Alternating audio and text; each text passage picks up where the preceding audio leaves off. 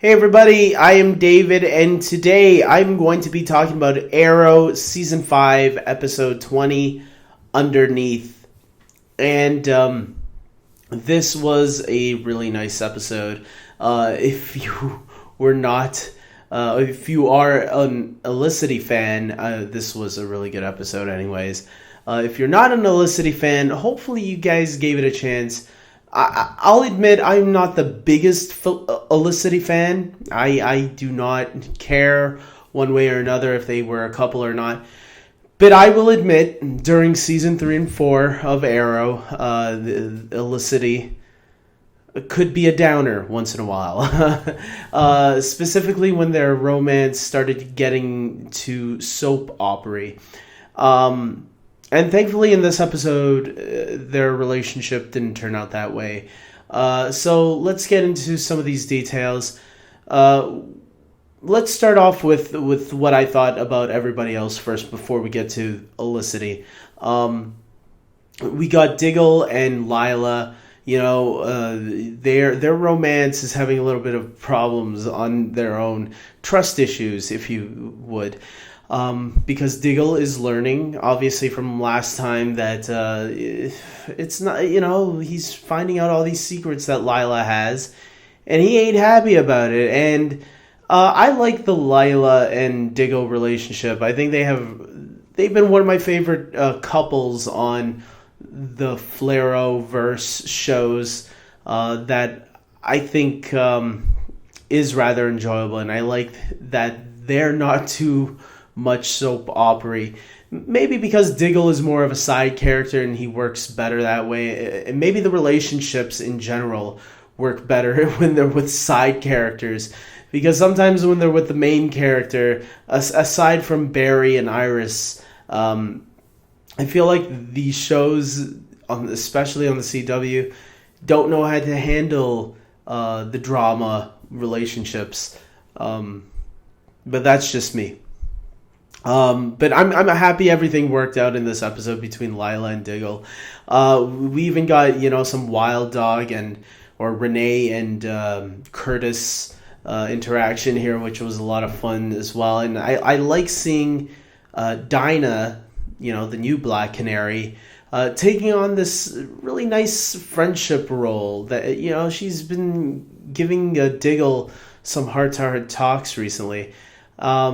That I like her. She's winning me over, definitely. And it's going to be weird because we know Katie Cassidy is coming back as Black Siren. So it's going to be interesting to see how that plays out. And she's coming back as a regular next season, Katie Cassidy. So, and we know this Dinah character is going to be a regular next season. So it's going to be interesting to see how that plays out next year. Because I am liking Dinah a lot, and I wouldn't mind if she did turn out to be the full Black Canary, even though it was my theory that I thought Black Siren would become Black Canary. That would be the writers and producers' way of bringing Katie Cassidy back into the fold. Some people are theorizing that maybe Katie Cassidy will possibly be the villain of next season. That would be interesting. I'm not going to lie about that. But let's not jump ahead of ourselves. When Katie Cassidy comes back, I'll talk more about her then. So yeah, the side characters, or the B plot, I guess I should say, was enjoyable. I like those guys. I thought they were having a good time. We saw Lance very briefly.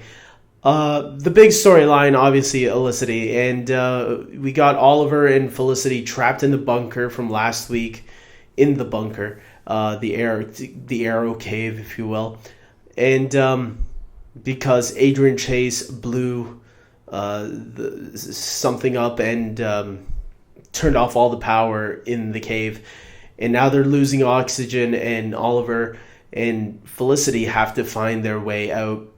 And they bring up, why would Chase do this? And Oliver suspects that it's because of William, and that he's doing this to stall Oliver so that way he can go and find William. I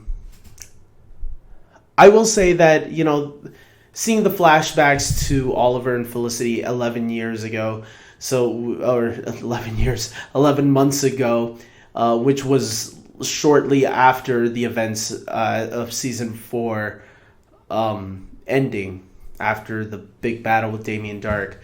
It was interesting seeing how they decided to close the books on their relationship in this episode. It was like their last...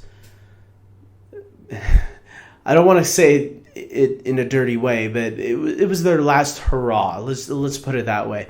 I think that was nice. I think this was a nice episode at closing the books on Olicity, giving the Olicity fans something, but letting the fans who weren't Olicity fans saying, "Don't worry, guys. We're gonna get back to you guys.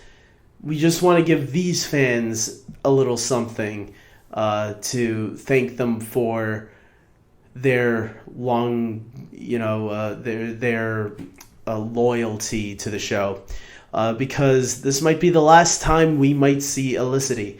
I think they'll always tease it a little bit, but I don't think they'll get back on that relationship. And personally, I kind of hope they stay away from it, because I've been liking Felicity a lot more this season than I did in the last 2 seasons where she was a drama queen. And I really hope... I like their friendship like this. And that's something I think Smallville did right, too. If you go back and watch Smallville, in the beginning, they kind of teased this Chloe and Clark relationship. And Chloe was very much like the Felicity of that series. And the writers, though, were always smart to never let Clark and Chloe get into a relationship, because I think they realized Chloe served better as a supporting character rather than a love interest. And I hope the writers of Arrow pay attention to that and say, you know what, Felicity works better as a supporting character rather than a love interest as well. So let's hope for the best. And if they do put them back in a relationship, let's hope they figured it out. Because I actually did enjoy this episode. I thought seeing the two of them together, it was making me happy again. And like I said, I'm not the biggest Olicity fan, but it seemed like maybe because, like I said earlier, it wasn't a soap opera in this episode. They were actually very cheerful. They had nice chemistry. Stephen Amell and Emily Bett Records. So I thought, yeah, it was handled really nicely in this episode. But like I said, I hope this is the end of it and they don't kind of bring it back up. And I hope Oliver and Felicity both move on and find other things. And that's what I think this episode was for, to kind of put the cap on it and say, that's it, we're done. And then we got the ending. I can't end this review without talking about that ending, where Chase actually did find William, and mind blown. I didn't think they'd bring William back. I actually thought they would keep William away. And the fact that Chase is going to have him now as a way to bargain. I don't think he's going to bargain. I don't know if Arrow has the balls to do this, but they went to some dark places this season. I think it's possible William could die in the next episode. I don't think they go there. A part of me doesn't think they'll do it, that they won't have the balls to do it.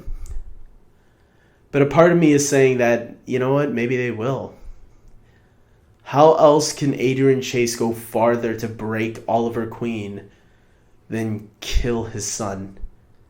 And that will just make Oliver go to the dark side even more. As if, Adrian Chase can break him more than he already did. That would be a big one. So, I don't know, guys. Tell me what you think of tonight's episode of Arrow. Do you think William could die in the next episode? Or do you think the show doesn't have the guts to go that far. Comment below, let me know, and like this video if you agree with me. Subscribe to my channel if you are a huge fan of Arrow, The Flash, or any of the DC TV shows. Remember, tomorrow is going to be my DC TV recap, so if you want to hear all my thoughts on all the DC TV shows, such as Gotham and Supergirl and Legends, which is not on right currently, as well as Flash and Arrow, you can hear them all in one video, a short mini recap, just the highlight of the episodes. You can check that out. And so with that being said, guys, I'm ending this here. And until next week or tomorrow, whatever videos you watch after this, take care.